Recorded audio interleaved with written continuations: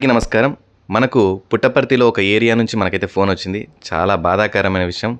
అదొక్కసారి ఇక్కడ వాళ్ళు ఏరియా వాళ్ళైతే వాళ్ళ మాటల్లో తెలియజేస్తున్నారు. అది వినండి. దాని తర్వాత నేనైతే నెక్స్ట్ వీడియోలో ఏం జరిగినదనేది ఎక్స్‌ప్లెయిన్ చేస్తాను.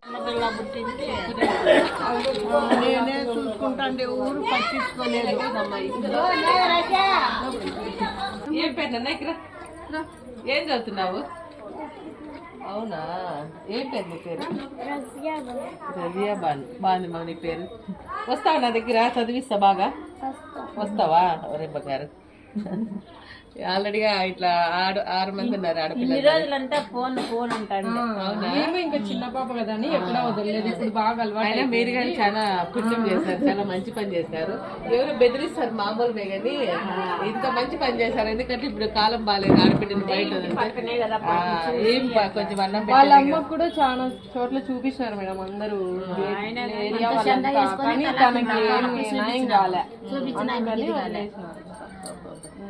మీకు చాలా థ్యాంక్స్ చెప్పండి.